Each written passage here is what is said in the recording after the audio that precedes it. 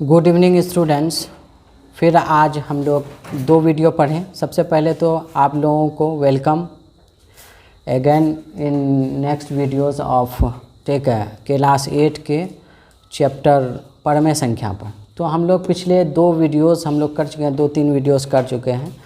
तो पिछले क्लास में हम लोग कर रहे थे कि संवृत नियम का पूर्ण नंबर पर हम लोग अप्रोच देखे थे और हम लोगों ने देखा था कि संवृत नियम क्या कहता है कि अगर कोई दो चीज़ यानी अगर कोई पूर्ण संख्या को अगर पूर्ण संख्या से जोड़ा जाए तो अगर वो पूर्ण आता है तो इसका मतलब संवृत नियम को वो प्रतिपादन करता है।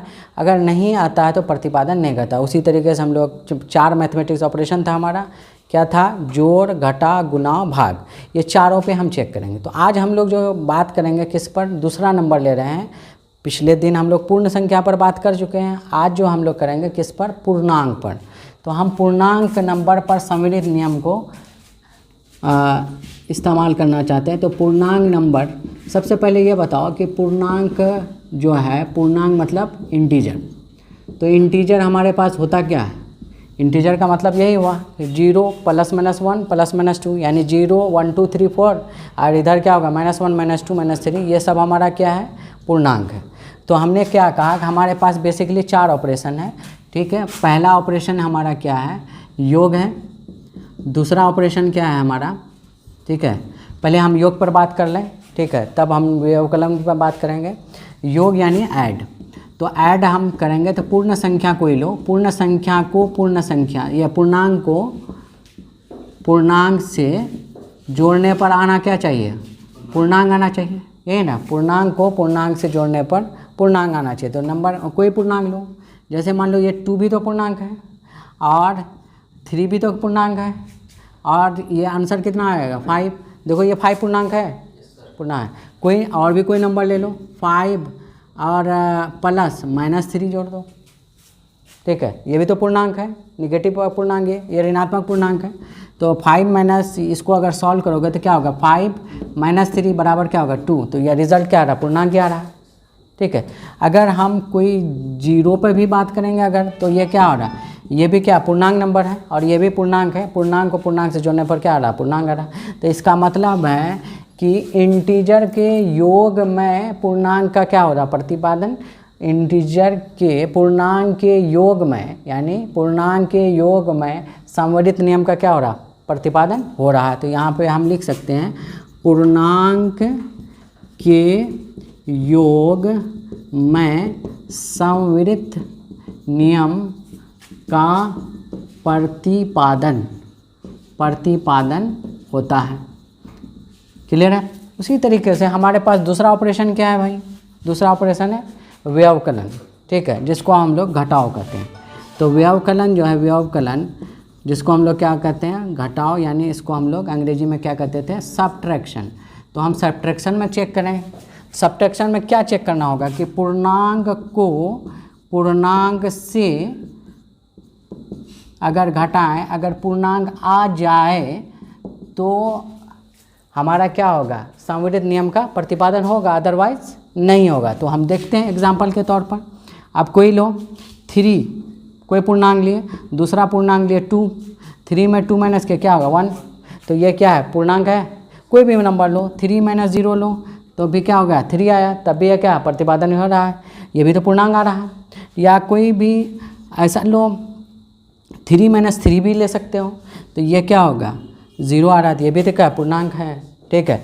या फिर ऐसा भी लिख सकते हो 5 - 7 लो, तो ये आंसर क्या होगा -2। देखो ये पूर्णांक है, ये भी तो पूर्णांक है, -2 भी तो पूर्णांक है।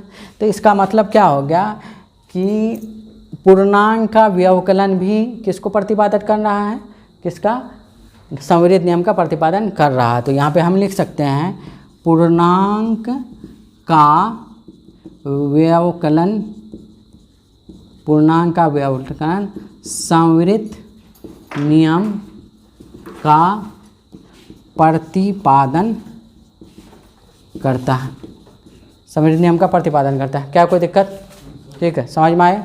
चलो, तो जिस प्रकार हम ये देखें कि पूर्णांक जो है, पूर्णांक का योग में भी ठीक है, पूर्णांक का योग में भी संविलित नियम का क्या होगा, प्रतिपादन हो रहा था, और व्यवकलन में यानी घटाओं में भी प्रतिपादन हो रहा था। अब गुणा में देखें तो गुणा को अंग्रेजी में मल्टीप्लिकेशन भी कहते हैं या मल्टीप्लिकेशन। तो अब इसका मतलब क्या है, दो पूर्णांक को पूर्णांक से गुणा करें अगर वो पूर्णांक आ जाए, इसका मतलब है कि अगर पूर्णांक आ जाए तो वो क्या होगा, प्रतिपादन करेगा।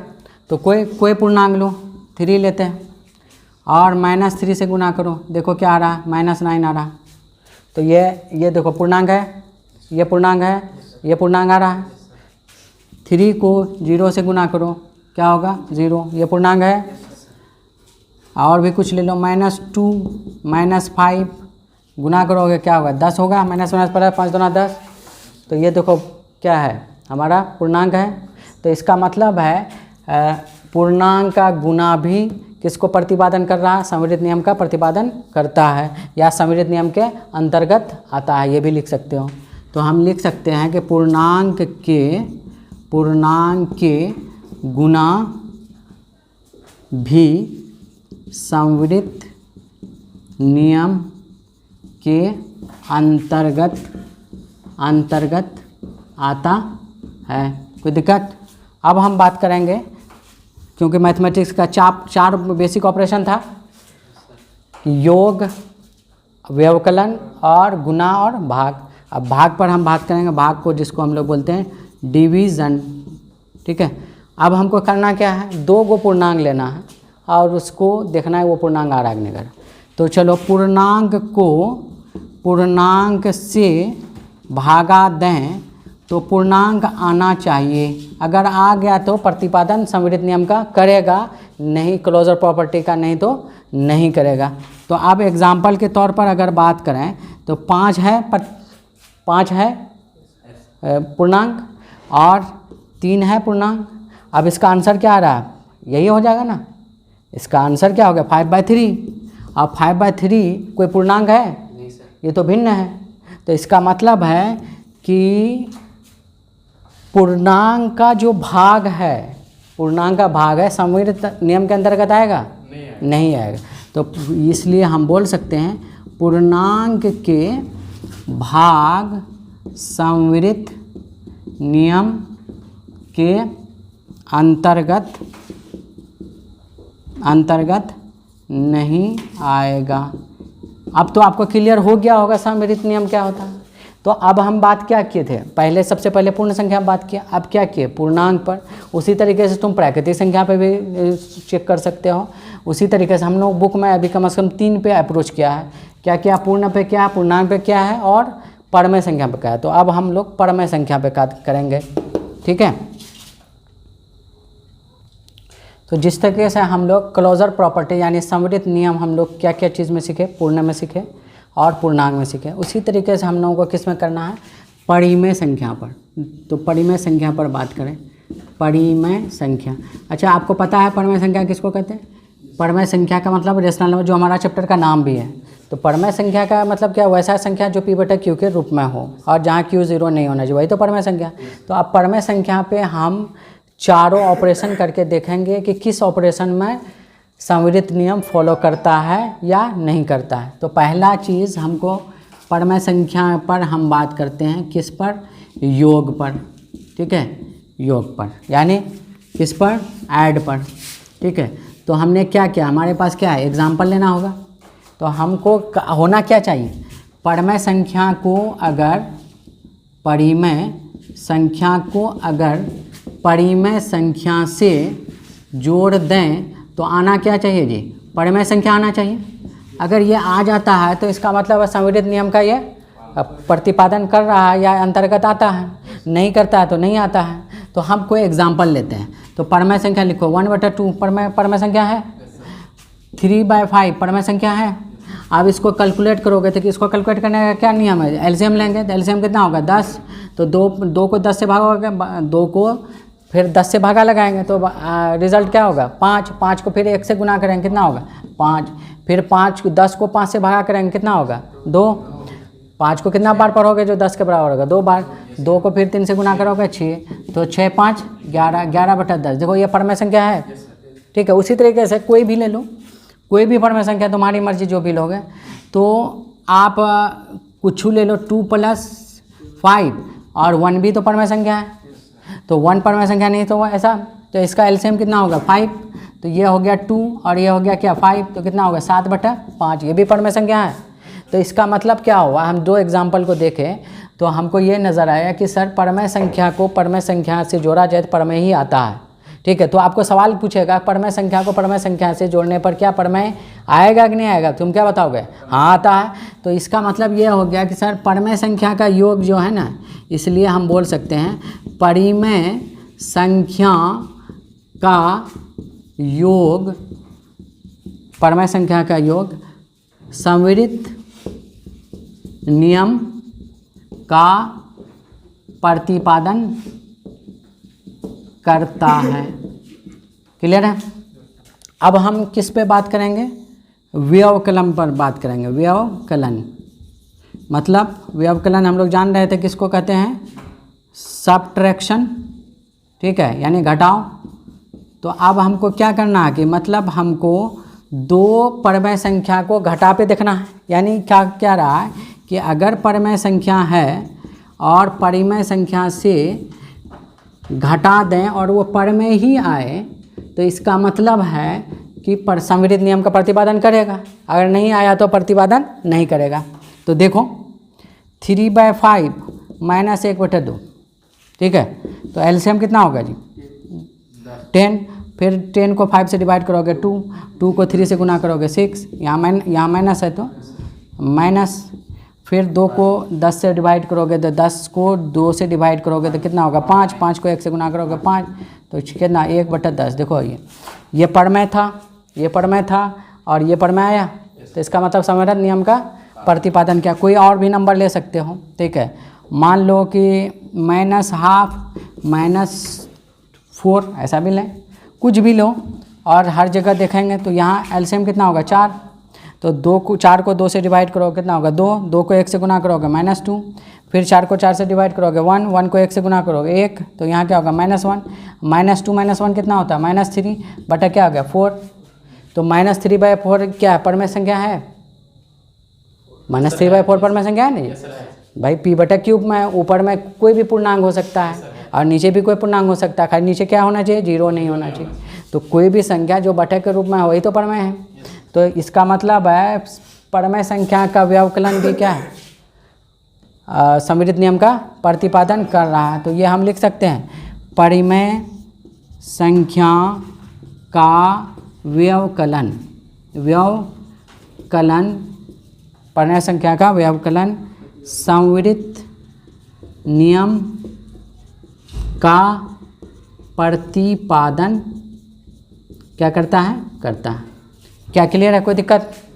अब हमारे पास बचा क्या, अब हमारे पास बचा है गुना। चलो यहीं पे देख लेते हैं, गुना। गुना का मतलब है मल्टीप्लिकेशन।